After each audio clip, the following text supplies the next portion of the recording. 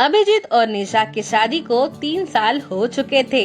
अभिजीत टाटा नगर में एक private company में जॉब करता है। टाटा नगर में ही छोटी सी हाउसिंग सोसाइटी में उसने किराए का घर ले रखा है। अभिजीत ने अभी अभी नया घर बनाने के लिए लोन पर जमीन ली है और वेतन में से महीने की किस्त भी जाती है। शादी के बाद घर का खर्चा और भी बढ़ जाता है। महीने के आखिरी में आर्थिक तंगी होने लगती है, परंतु उसे निशा से बहुत प्रेम है। उसकी दिली इच्छा थी कि वह निशा को हर तरह से खुश रख पाए। उसे उम्मीद होती है कि धीरे धीरे उसके हालात ठीक हो जाएंगे, परंतु निशा को अभिजीत की इस परिस्थिति से कोई आपत्ति नहीं थी। उसे तो बस सोसाइटी की दूसरी महिलाएं क्या करती इसकी ही ज्यादा फिक्र रहती थी। सोसाइटी की सारी सहेलियां हफ्ते में एक बार बाहर घूमने जाती, बाहर खाना खाती, सिनेमा देखने जाती और महीने के महीने नई नई साड़ियां लेती। ये सब देखकर उसे बहुत ईर्ष्या होती है। ये सोचकर वो हमेशा अपने जिंदगी को कोसते रहती कि बाकी सब कैसा अपना जीवन व्यतीत करते हैं और मेरी ही किस्मत फूटी है। इस वजह से निशा अभिजीत से हमेशा लड़ती झगड़ती। ऐसे ही दिन गुजरते गए और ऐसे ही एक दिन सोसाइटी की मिसेस गुप्ता निशा के घर पर आई। अरे मिसेस गुप्ता, आइए आइए, आज कैसे फुर्सत मिल गई? आओ बैठो, बोलो क्या लोगी? अरे नहीं निशा, बहुत जल्दी में हूँ और लोगों को भी निमंत्रण देना है। अच्छा निशा, मैं तुम दोनों को निमंत्रित करने आई हूँ। अगले महीने के 25 तारीख को हमारी शादी की सालगिरह है और तुम्हें जरूर आना है। और हाँ, ये प्रोग्राम यहीं पर है, अपने सोसाइटी के गार्डन में।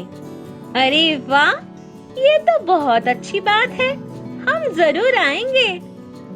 निशा को निमंत्रण देकर मिसेस गुप्ता वहाँ से चली जाती है और अब निशा के सामने बड़ी दुविधा उपस्थित हो जाती है। पार्टी में सभी महिलाएं बड़ी सज धज कर आएगी और मैं क्या पहन के जाऊंगी? मेरे पास तो ढंग की साड़ी भी नहीं है। सारा दिन निशा के दिमाग में यही सब उथल पुथल चलते रहती है और शाम को अभिजीत ऑफिस से घर वापस आता है। रात का खाना निपटाने के बाद निशा अभिजीत से कहती है, अजी सुनते हो, आज मिसेस गुप्ता आई थी निमंत्रण देने। उनकी शादी की सालगिरह के उपलक्ष्य में उन्होंने पार्टी रखी है और 25 तारीख को पार्टी अपनी सोसाइटी के गार्डन में ही है। हम दोनों को अवश्य आने के लिए कहा है। निशा देखो, तुम चली जाना। 22 तारीख को मुझे ऑफिस के काम से जरा बाहर जाना है। आपका तो बस काम से पीछा ही नहीं छूटता। एक दिन बाद चले जाओगे तो क्या हो जाएगा? निशा, बात को समझो, बहुत जरूरी है, इसलिए बॉस मुझे भेज रहे हैं। ठीक है, जाओ आप। कब मेरी कोई इच्छा पूरी करते हो? सोसाइटी की औरतों को देखा है कभी कैसी रहती है? हर महीने नई साड़ी लेती है, बढ़िया घूमने जाती है, बाहर खाना खाती है, सिनेमा भी देखने जाती है। और हमें देखो, हम कैसे जिंदगी जी रहे हैं। मेरे पास तो पार्टी में पहनने के लिए ढंग की साड़ी भी नहीं है, ना ही कोई खास ज्वेलरी। निशा, हमारी परिस्थिति उनसे बहुत अलग है। वेतन में से महीने की किस्त भी कटती है, तो कहाँ से हो पाएगा वो सब? देखो जी, आपको नहीं आना है तो ठीक है, मैं तो जाऊंगी और मुझे साड़ी और ज्वेलरी के लिए पैसे चाहिए, कह देती हूँ। ठीक है, दे दूंगा। अब लड़ना बंद करो। अभी महीना पूरे होने में वक्त होता है और अभिजीत के पास पैसे नहीं होते, परंतु वो कहीं से इंतजाम करके निशा को 7,000 रुपए दे देता है। साड़ी और ज्वेलरी के पैसे मिलने पर निशा बहुत खुश हो जाती है और दूसरे ही दिन शॉपिंग करने का पूरा प्लान बना लेती है। सबसे पहले साड़ी के दुकान जाकर 4,000 की एक बढ़िया सी पिंक कलर की साड़ी खरीदती है और खुद पे गर्व महसूस करती है कि इतनी महंगी साड़ी उसे इतने सस्ते दामों में खरीद ली। उसी के साथ matching jewellery, purse, nail polish भी खरीदती है। मन ही मन सोचने लगती है इतनी अच्छी शॉपिंग की है कि मैं तो पार्टी में छा जाऊंगी। मेरे जैसी साड़ी और मैचिंग ज्वेलरी शायद ही कोई पहन के आएगी। सोसाइटी की दूसरी महिलाएं तो बस मुझे देखती रह जाएगी। और वो दिन आ जाता है जिसके लिए निशा ने इतनी तैयारी की थी। सुबह से ही निशा बहुत प्रफुल्लित रहती है। पास वाली ब्यूटी पार्लर वाली को भी घर पर बुला लेती है और पार्टी के तय समय पर तैयार हो जाती है। वहाँ आई ब्यूटी पार्लर वाली महिला भी उसकी साड़ी की काफी तारीफ करती है। उसकी बातें सुनकर निशा और अस्वस्थ हो जाती है। निशा सज धज कर सोसाइटी के गार्डन की ओर निकल पड़ती है। गार्डन बहुत अच्छी सजावट होती है और निशा अंदर प्रवेश करती है। बहुत उत्साहित होकर स्टेज पर जाती है। मिसेस गुप्ता और मिस्टर गुप्ता को ढेर सारी बधाइयाँ देकर स्टेज के नीचे उतर आती है। अब वो उसकी नजर कॉलोनी के अपनी सहेलियों को ढूंढने लगती है ताकि अपनी साड़ी की तारीफें बटोर सके।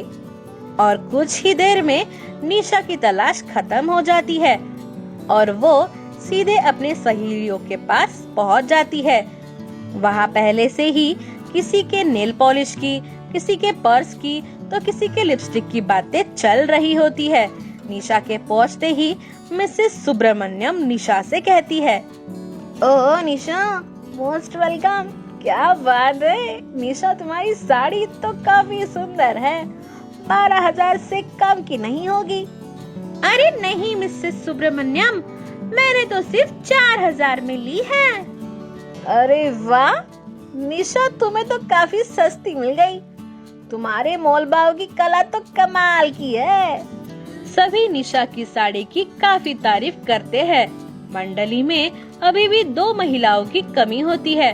निशा की निगाहें उनको ढूंढते रहती है ताकि उनसे भी साड़ी की कुछ तारीफें सुनने मिल जाए। कीर्ति और नेहा आखिर में दिखाई पड़ती है।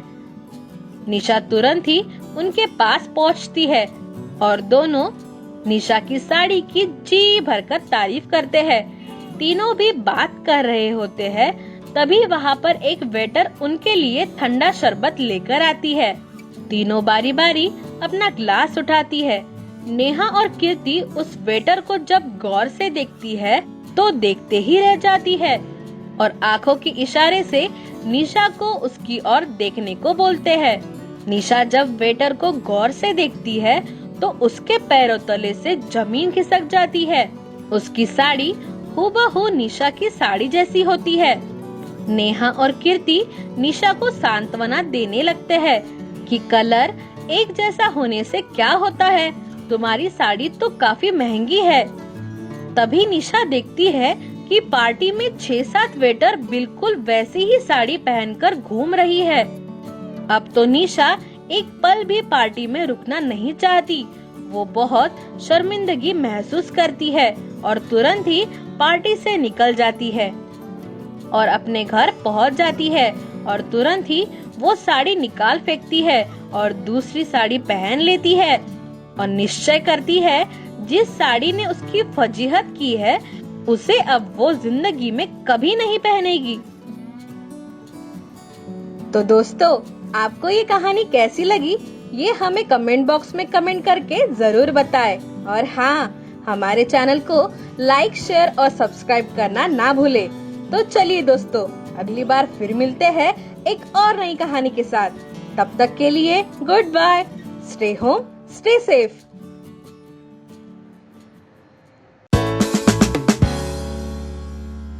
कल्पेश और भावना की शादी को लगभग 12 साल हो चुके थे। कल्पेश एक मल्टीनेशनल कंपनी में मैनेजर के पद पर नौकरी करता था और भावना घर संभाला करती। हालांकि भावना एक गांव की पृष्ठभूमि से थी और कल्पेश शहर में पला बड़ा था। दोनों की संस्कृति में काफी भिन्नता थी, फिर भी भावना ने बहुत अच्छे से घर को संभाल रखा था। दोनों भी एक दूसरे के साथ बहुत खुश रहते और खुशी खुशी अपना जीवन बिता रहे थे। लेकिन कुछ महीनों से कल्पेश भावना को किसी बात के लिए चिंतित रहने लगा और चिंता का विषय ये था कि भावना दिन ब दिन अपनी सुनने की क्षमता खो रही थी। एक दिन की बात है जब कल्पेश सामने के कमरे में बैठा हुआ था और उसने भावना से एक कप चाय के लिए पूछा।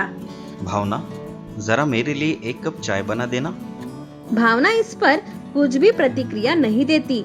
कल्पेश फिर से जरा ऊंची आवाज में कहता है, भावना, भावना, अरे सुनती हो?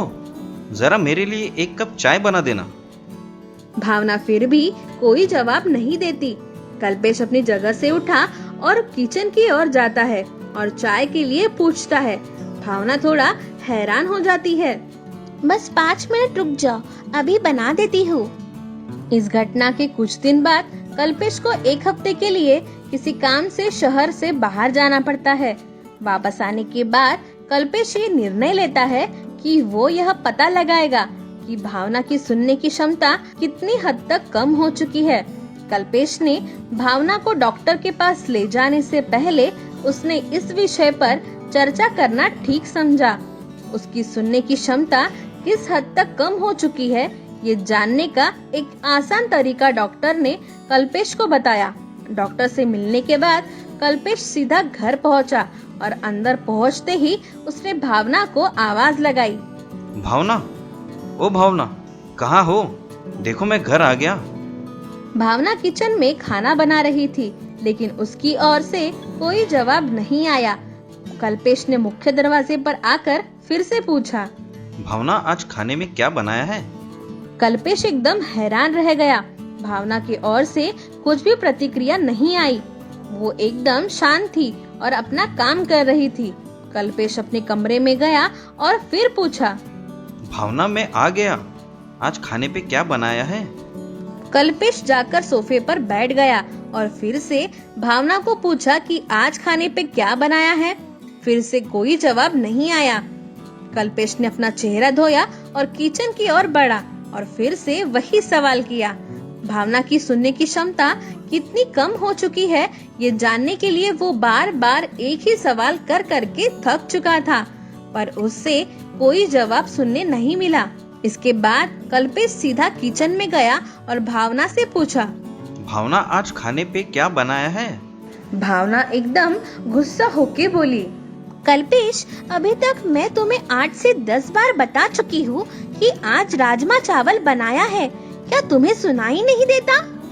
कल्पेश एकदम निशब्द होकर रह गया और उसे इस चीज का एहसास हो गया कि सच्चाई जाने बिना किसी भी निष्कर्ष पे नहीं आना चाहिए या किसी को दोषी नहीं समझना चाहिए।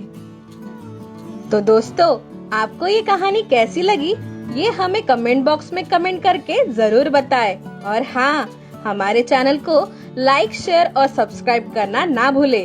तो चलिए दोस्तों, अगली बार फिर मिलते हैं एक और नई कहानी के साथ। तब तक के लिए goodbye. Stay home, stay safe.